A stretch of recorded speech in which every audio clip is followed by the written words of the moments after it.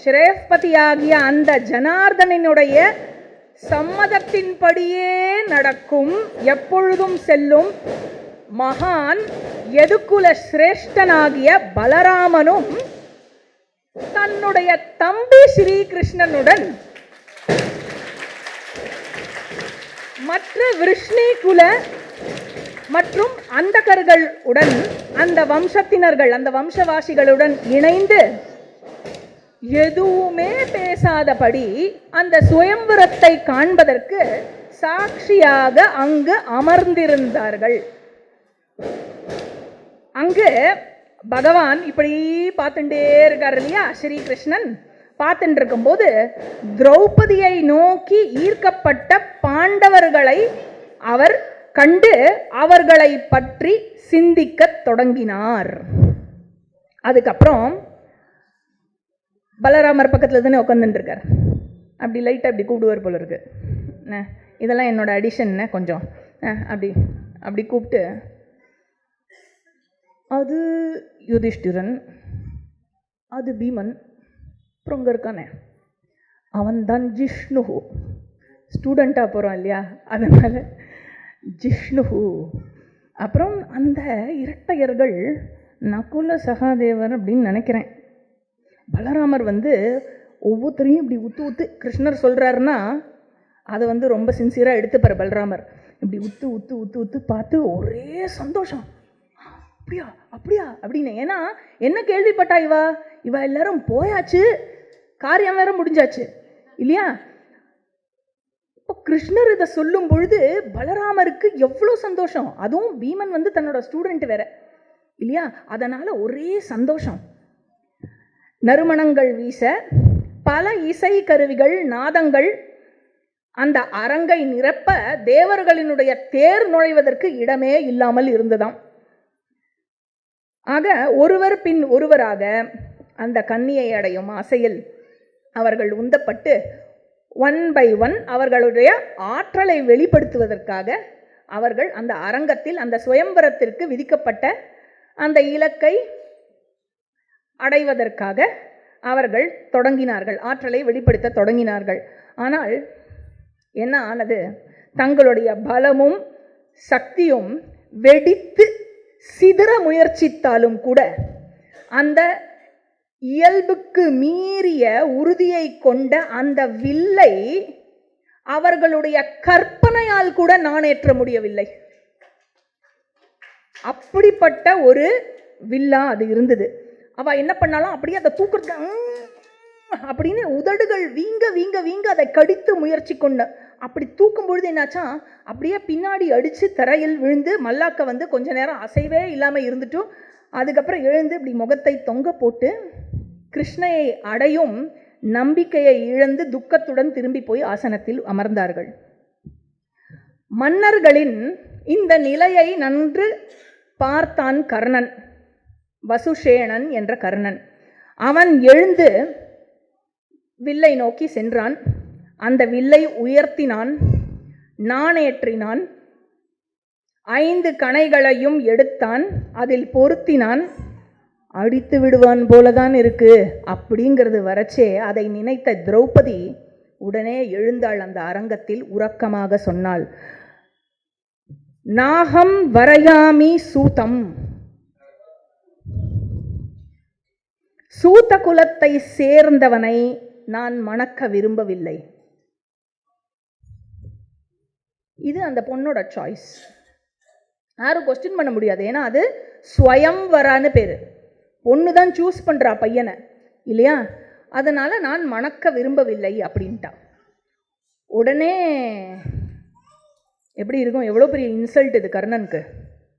அதனால கர்ணன் அப்படி சூரியனை பார்த்து ஒரு சிரிப்பு சிரிச்சுட்டு அந்த வில்லை தூக்கி அப்படி வீசி எறிஞ்சிட்டு போனானா. எல்லா க்ஷத்திரியர்களும் சாதனையை கைவிட்ட பிறகு கடைசியாக சிசுபாலன் நாணேற்ற முயற்சி செய்து அவன் என்னாச்சு, தூக்கி பின்னாடி அடிச்சு முழங்கால் மடிந்து தரையில் விழுந்தான். சிசுபாலன் விழுந்ததுக்கு அப்புறம் ஜராசந்தன் போனான், அவனும் தூக்கி எறியப்பட்டு முழங்கால் மடித்து தரையில் விழுந்தான். விரைவாக எழுந்து அங்கிருந்து வெளியேறி சென்று விட்டான், தன்னுடைய நாட்டுக்கு புறப்பட்டான். அதுக்கப்புறம் மத்ர மன்னன் சல்யன், அவனும் தூக்கி எறியப்பட்டு முழங்கால் மடித்து விழுந்தான். அதுக்கப்புறம் துரியோதனன், அவனும் கர்ணனால முடியல இல்லையா, நம்ம அடையலாமே, அவதான் சூத்தனை கல்யாணம் பண்ணிக்க மாட்டேன்னு சொல்லிட்டா, நான் க்ஷத்ரியனாச்சே இல்லையா. அதனால கிருஷ்ணையை அடையும் ஆசையில் அந்த வில்லை எடுத்தான், நான் ஏற்றினான். ஏற்றி கொஞ்சம் அளவு தான் இருக்கு, அந்த நாணை ஏற்றி முடிப்பதற்கு அதுக்குள்ள பின்னாடி அடிச்சு அன்கான்சியஸா விழுந்துட்டான். மல்லாக்க விழுந்து பெருத்த அவமானம். தலையை தொங்க போட்டுக்கொண்டு துரியோதனன் அந்த ஆசனத்துக்கு சென்று அமர்ந்தான்.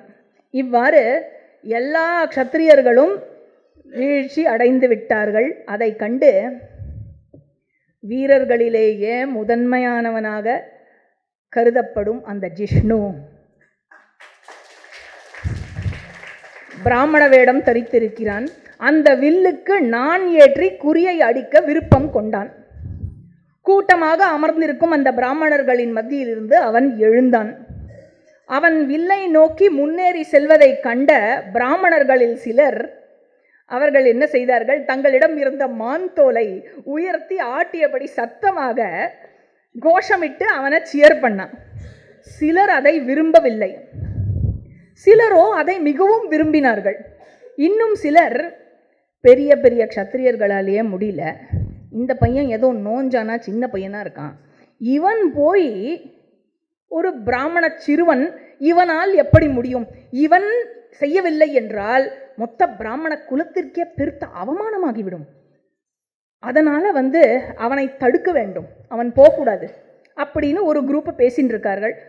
மற்றவர்களோ அவ்வாறு ஏற்படக்கூடாது என்று கூறி, இந்த இளைஞன் மேற்கொண்டுள்ள இந்த செயல் நிறைவேற நம்ம எல்லாரும் ஆசீர்வாதம் அல்ல செய்ய வேண்டும், அவனுக்கு திறமை இல்லை என்றால் அவன் இதை செய்ய முற்படுவானோ, இத்தனை க்ஷத்திரியர்களை பார்த்தான் இல்லையா, அவன் இதை செய்ய முற்படுவானோ. அதனால நன்றாக தெரிந்து கொள்ளுங்கள் பிராமணர்களே, பிராமணர்களால் சாதிக்க முடியாதது என்பது இந்த உலகில் எதுவுமே இல்லை.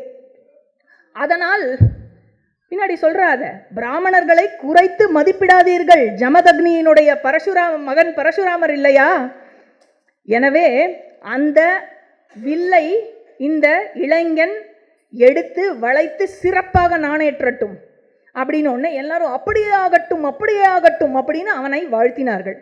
அர்ஜுனன் அந்த வில்லை அணுகினான், ஒரு மலையை போல் நின்றான்.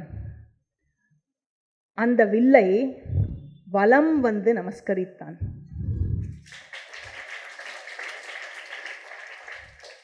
வரம் கொடுக்கும் அந்த ஆசுதோஷனாகிய அந்த ஈசனை மனதால் வணங்கினான்.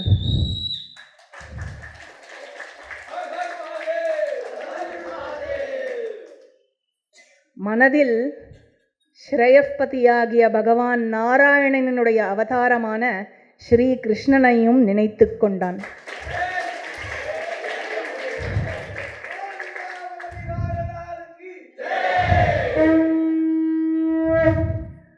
அங்கே அவன் நினச்சிட்ட போது, இது நான் நினைக்கிறேன் என்ன, அவன் மனசில் கிருஷ்ணரை நினச்சிக்கிறதே கிருஷ்ணர் அப்படி ஸ்மைல் பண்ணியிருப்பார் போல இருக்கு இல்லை, ஸ்மைல் பண்ணி அங்கேருந்து ஆசீர்வாதம் பண்ணியிருப்பார். அதனால் அந்த வில்லை கையில் எடுத்துக்கொண்டான். பெரிய ஏகாதிபதிகளும் வீரர்களும் கூட நாணேற்ற முடியாத அந்த வில்லை இந்திரனுடைய மகனான இந்த ஜிஷ்ணு என்ன செய்தான், அதை கண் இமைப்பதற்குள் நாணேற்றி முடித்து விட்டான். 5 கணைகளை எடுத்தான், குறியை நோக்கி அடித்தான், மேலே பொருத்தப்பட்ட இயந்திரம் கீழே விழுந்தது. ஆகாயத்தில் பேரரவம், அரங்கம் முழுவதும் அந்த பெருங்கூச்சல் எதிரொலிக்கிறது. அர்ஜுனனினுடைய தலையில் தெய்வீக மலர்களை பொழிந்தார்கள்.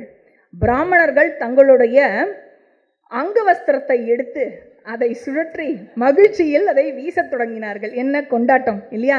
ஸோ வானத்திலிருந்து அரங்கம் எங்கும் இந்திரனுடைய மகன் ஜெயித்து விட்டான் இல்லையா, அதனால வானத்திலிருந்து அரங்கம் எங்கும் மலர் மாழி பொழிய இந்த ஏகாதிபதிகளோ சோகமாக இருந்தார்கள். பிராமணர்கள் கொண்டாடி கொண்டிருக்க ஏகாதிபதிகள் சோகம்.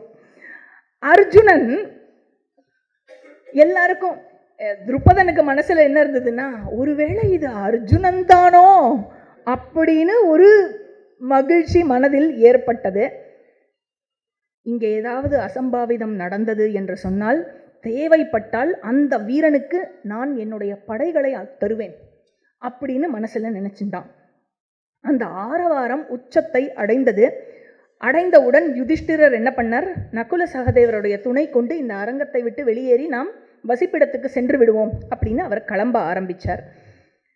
செயற்கரிய செயலை செய்த இந்த அர்ஜுனன் பிராமணர்களால் சூழப்பட்டான், வணங்கப்பட்டான். அதுக்கப்புறம் திரௌபதி கையில் இருந்த மலர் மாலையை எடுத்துக்கொண்டு வந்து அவனுக்கு சூடினாள். அர்ஜுனன் அரங்கத்தை விட்டு அகலும் பொழுது திரௌபதியும் அவனை பின்தொடர்ந்து சென்றாள். அந்த ஏகாதிபதிகள் இப்படி ஒருத்தர் பார்த்துண்டா, என்ன நடக்கிறது, நம்ம வந்தோம் இங்கே உட்காந்து 4-5 நாளாக எல்லா ப்ரோக்ராமையும் பார்த்துட்டு நம்மளுக்குள்ள யாரோ ஒருத்தர் இதை அடிக்கணும்னு பார்த்தா எங்கேருந்தோ வந்த அந்த பண்டார பைய அவன் வந்து இந்த இளவரசியை கூட்டின்னு போகிறான் இல்லையா. கோபம், பெரும் கோபம் நிறைந்தது. அர்ஜுனன் என்று யாருக்கும் தெரியாது. அந்த பிராமணனை கொன்று விடுவோம் அப்படின்னா ஒரு குரூப்பு. இந்த திரௌபதி நம்மில் ஒருவரை அல்லவோ தேர்ந்தெடுத்திருக்க வேண்டும். நம்மில் ஒருவரை தேர்ந்தெடுக்கவில்லை என்றால் அவளை நெருப்பில் தூக்கி வீசி எறிவோம். என்னப்பா ஆகும், திரௌபதி நெருப்பில் இருந்தாம்பா பிறந்தா, சரி.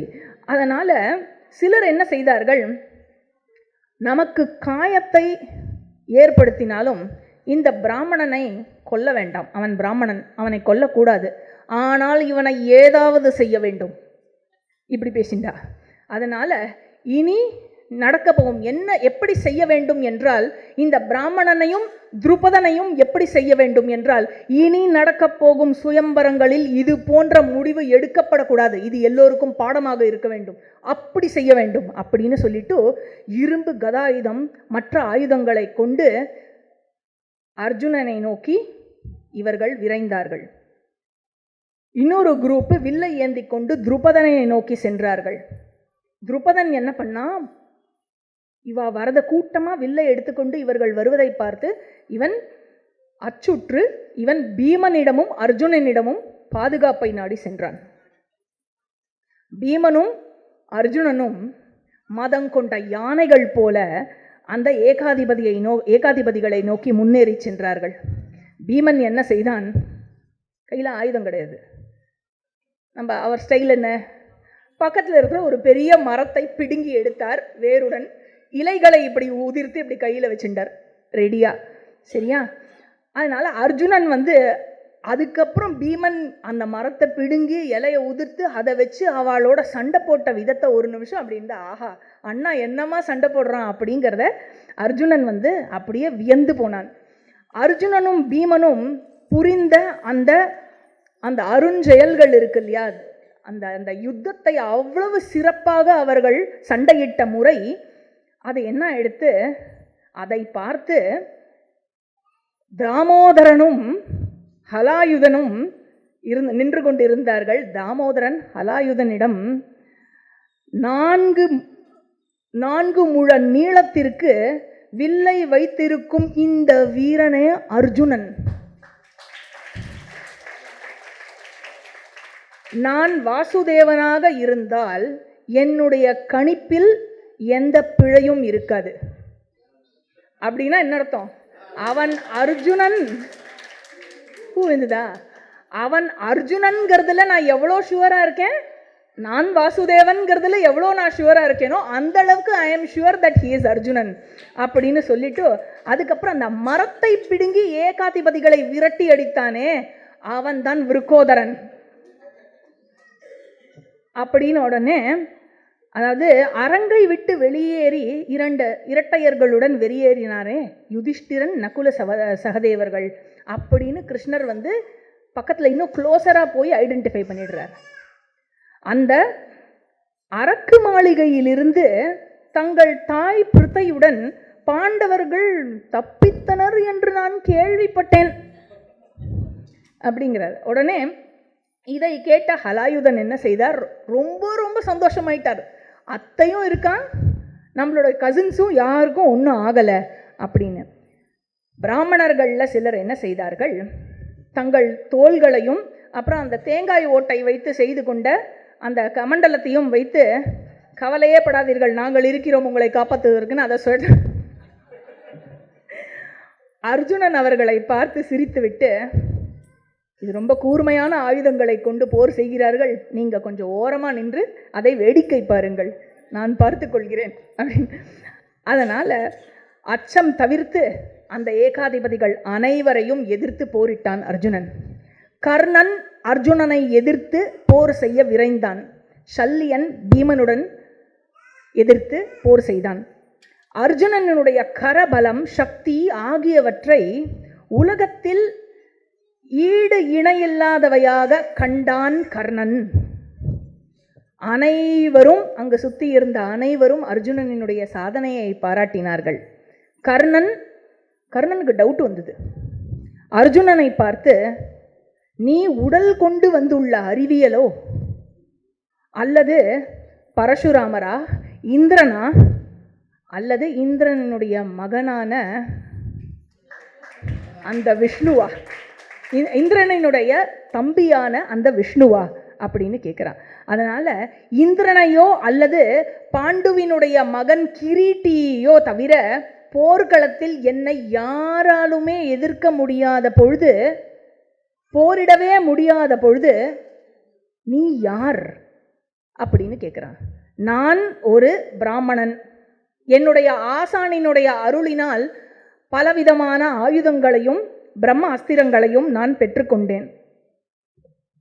உம்மை வெல்வதற்காகவே இங்கு நிற்கிறேன் அப்படின்னு உடனே கர்ணனுக்கு கொஞ்சம் பயம் வந்துடுது அந்த இடத்துல அர்ஜுனனை பார்த்து. பிரம்ம தேஜஸ் கொண்ட இந்த பிராமணன் பார்த்து, பிரம்ம சக்தி இவனிடம் இருக்கிறது, அதை வெல்லவே முடியாது அப்படின்னு புரிஞ்சுட்டு யுத்தத்திலிருந்து பின்வாங்கினான் கர்ணன். நன்னா நோட் பண்ணிக்கணும், இது 2வது தடவை இல்லையா?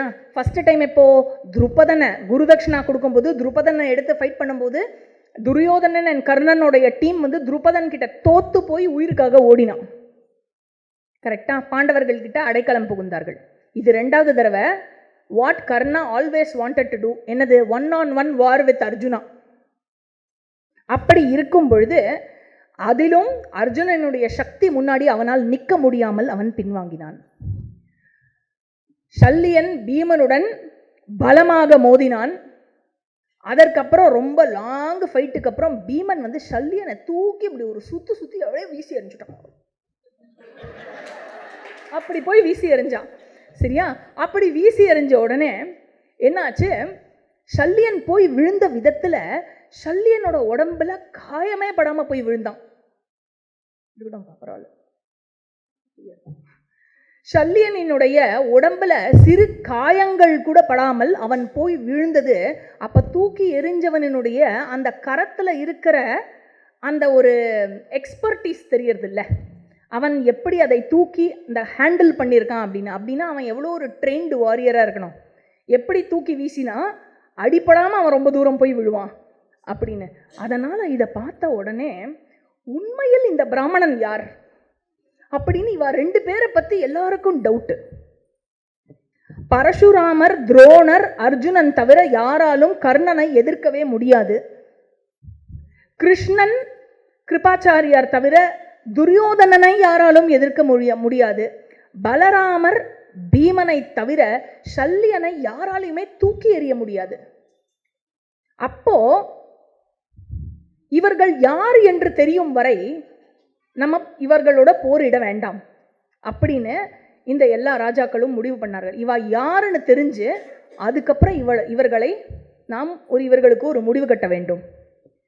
கிருஷ்ணர் அங்கு வந்தார். கூடியிருந்த ஏகாதிபதிகளிடம் இந்த கன்னிகையை இந்த பிராமணன் நியாயமான முறையிலேயே வென்றுள்ளான், அதனால நீங்கள் எல்லோரும் இந்த போரை கைவிட வேண்டும், இது அநியாயமானது அப்படின்னு சொல்லி எல்லாரையும் கேட்டுண்டு பாஞ்சால இளவரசி. அதனால என்ன ஆயிடுத்து? கிருஷ்ணர் சொன்னதுக்கப்புறம் எல்லாரும் ஒரே கோஷமிட்டார்கள்.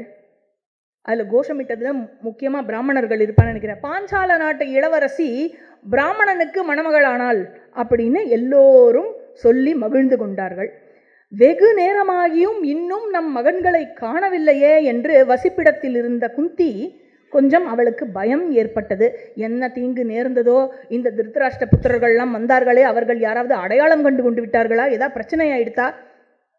வியாசரே சொல்லியதாக இருந்தாலும் ஒருவேளை அவர் சொல்லியும் கூட தவறு நேர்ந்து விட்டதோ, திருத்தராஷ்டிரன் மகன்கள் இவர்களை அடையாளம் கண்டு விட்டார்களோன்னு அவ பயந்துட்டே இருக்கிறச்சே, அத்தனை பிராமணர்கள் சூழ்ந்து கொண்டாலும் அந்த கூட்டத்திலிருந்து விலகி வேகமாக குயவனினுடைய இடத்திற்கு அர்ஜுனன் சென்றான். அதை சென்றடைந்தான்.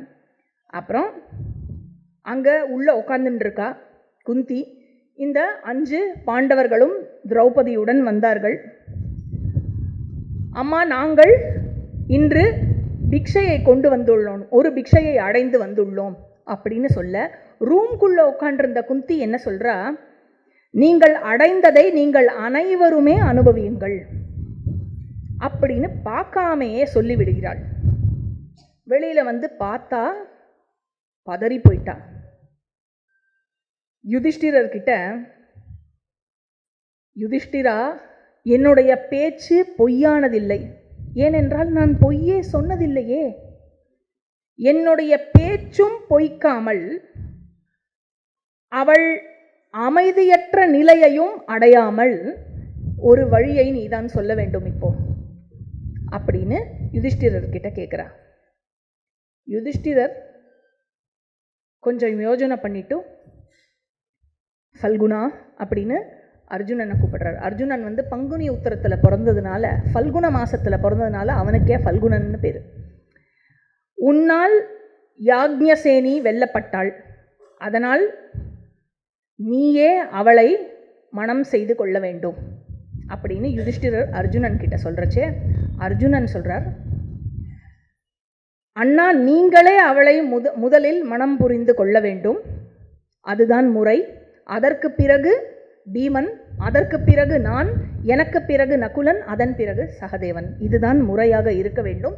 இது ஏற்கனவே வியாசர் சொல்லிட்டாரேன்னு வியாசர் சொன்னதை ரீகால் பண்ணி சொல்கிறான் அர்ஜுனன். இதை சொல்லிட்டு பாண்டவர்கள் எல்லோரும் திரௌபதியை பார்க்குறா, திரௌபதி பாண்டவர்களை பார்க்குறா, பாண்டவர்கள் ஒருத்தருக்குள்ள ஒருத்தர் பார்த்துக்கிறா. என்னன்னே புரியலையே யாருக்குமே. அந்த மாதிரி என்னப்பா அப்படின்னு ஸ்வயம்வரத்தில் கண்ட 5 பேரும் பாண்டவர்களே என்றது மனதில் தீர்மானித்த கிருஷ்ணன் பலராமருடன் குயவனினுடைய இடத்திற்கு வந்தார். கிருஷ்ணன் யுதிஷ்டிரரை பார்த்து பாதம் பணிந்து நமஸ்காரம் செய்தான். உடனே அதையே பலராமரும் செய்தான். இவர்கள் இருவரையும் கண்ட பாண்டவர்கள் ரொம்ப ரொம்ப சந்தோஷம் அவளுக்கு. அவர்களுடைய சந்தோஷத்தை வெளிப்படுத்தினார்கள். இவர்கள் இருவரும் தங்களுடைய அத்தையையும் பாதம் பணிந்து வணங்கினார்கள். யுதிஷ்டிரன் சொல்றார், ஹே வாசுதேவா, மாற்று உருவில் இருக்கும் எங்களை நீ எவ்வாறு கண்டுபிடித்தாய் அப்படின்னு. உடனே கிருஷ்ணன், ஹே மன்னா, நெருப்பை மறைத்து வைத்திருந்தாலும் அதை எளிதில் அடையாளம் கண்டுகொள்ள முடியும். சரி, இந்த ஏகாதிபதிகள் உங்களை அடையாளம் கொண்டு கொள்ளாதவாறு நாங்கள் இருவரும் உடனே இங்கிருந்து புறப்பட்டு சென்று விடுகிறோம் அப்படின்னு சொல்லிட்டு கிருஷ்ணனும் பலராமரும் திரும்பி சென்று விடுகிறார்கள் அந்த வசிப்பிடத்திற்கு. அவளுக்கு இந்த முகாம் ஏற்படுத்தியிருக்கால 7th ஃப்ளோரில், அங்கே போயிடுறா. அர்ஜுனன் வசிப்பிடத்திற்கு அவன் செல்லும் பொழுது என்ன ஆயிடுத்து, திருஷ்டத்யும்னன் அர்ஜுனனை பின்தொடர்ந்து வந்தான். இவர்கள் பின்தொடர்ந்து வந்தாலும் இவ்வளவு நேரம் நடந்ததை திருஷ்டத்யும்னால பக்கத்தில் இருந்து கேட்க முடியல. இதன் பிறகு இவர்கள் அனைவரும் இரவு உணவு அருந்தும் வேளையில் அப்போ என்ன ஆறுது, அங்கே வீட்டின் அருகே அவன் சென்று கொண்டு பார்க்கிறான், என்ன நடக்கிறது, என்ன பேசின்னு இருக்கா அப்படின்னு பார்க்குறான். அப்போ குந்தி வந்து திரௌபதி கிட்ட சொல்கிறா, ஃபுட்டு சமைச்சாச்சு, சர்வ் பண்ணோம். அப்போ குந்தி சொல்கிறா திரௌபதி கிட்ட, இதுலேருந்து ஒரு பகுதியை எடுத்துக்கோ, அதை தேவர்களுக்கு அர்ப்பணித்து விட்டு பிராமணர்களுக்கு கொடுக்கணும், கொடுத்துட்டு பாக்கி இருக்கிறத 2ஆ பிரிக்கணும், ஒரு 1/2 அப்படியே பீமனுக்கு கொடுத்துடணும். ரூல்ஸ் அண்ட் ரெகுலேஷன்ஸ், ஏன்னா எவ்ரி மீலுக்கு ஃபாலோ பண்ண வேண்டிய ரூல்ஸ் அண்ட் ரெகுலேஷன்ஸ் சொல்கிறேன். பாக்கி இருக்கிற ஹாஃப் இருக்கு இல்லையா, அதை வந்து நீ 6ஆக பிரிச்சேன்னா யுதிஷ்டிரருக்கு ஒன்று, அர்ஜுனனுக்கு ஒன்று, நகுலனுக்கு ஒன்று, சகதேவனுக்கு ஒன்று, எனக்கு ஒன்று, உனக்கு ஒன்று, இதுதான் வந்து ரூல் அப்படின்னு சொல்கிறா. அதே மாதிரி திரௌபதியும் ஃபாலோ பண்ணுறா. இரவில் பாண்டவர்கள் அந்த தர்ப மேட் இருக்கும் இல்லையா, அதெல்லாத்தையும் விரித்து, மாந்தோல் எல்லாத்தையும் விரிச்சுண்டு 5 பேரும் படுத்துக்கிறா. பாண்டவர்களினுடைய தலைமாட்டில் குந்தியும் கால் மாட்டில் திரௌபதியும் படுத்துக்கொள்கிறாள். அதாவது எவ்வளோ பெரிய இளவரசியாக இருந்தாலும் மனசில் எந்த ஒரு கஷ்டமும் இல்லாமல், ஒரு துக்கமும் இல்லாமல் சந்தோஷமாக அங்கு படுத்து உறங்குகிறாள். இதெல்லாத்தையும் திருஷ்டத்யும்னன் பார்த்துட்டு இருக்கான் ஒளிஞ்சிட்டு இருந்து. அதுக்கப்புறம் என்ன ஆயிடுத்து, இவா 2 பேர் தூங்கி போயிட்டான், இந்த 2 லேடிஸும். இந்த 5 பேரும் பேசிண்டே இருக்கா. எதை பற்றி பேசுகிறான்னா, ஆயுதங்களை பற்றி பேசுகிறா, வார்ஃபேரை பற்றி பேசுகிறா, இப்படி பேசுகிறா, இந்த வியூகங்கிறா, அந்த வியூகங்கிறா, என்னெல்லாமோ பேசுகிறா டெக்னிக்கலாக. இவன் துருபதன், திருஷ்டத்யும்னன் இதெல்லாத்தையும் கேட்டுன்னு இருக்கான். அப்படி உற்சாகமாக இவா பேசின்னு இருக்கிறத கேட்குறான். கேட்டுட்டு திருஷ்டத்யும்னன் நேராக அப்பாவிடம் சென்று, அங்கே அப்பா வந்து ஒரு கன்ஃபியூஷன்லேயே இருக்கார். யார் கல்யாணம் பண்ணிட்டு போனாலோ தெரில, அர்ஜுனனாக இருந்தால் நான் சந்தோஷப்படுவேன் அப்படின்னு அப்பா வந்து மனசில் ஒரு இதோடையே இருக்கிற, ஒரு கன்ஃபியூஷனோட அவரிடம் மகன் திருஷ்டத்யும்னன் செல்கிறான். இதோட ஸ்வயம்பர பருவம் முடிந்து 13வது பருவமான வைவாகிக பருவம் ஆரம்பிக்கிறது. இந்த வைவாகிக பருவத்தில் 200 ஸ்லோகம் இருக்குது. 192nd சாப்டர்லேருந்து 198th சாப்டர் வரைக்கும் வைவாகிக பருவம்.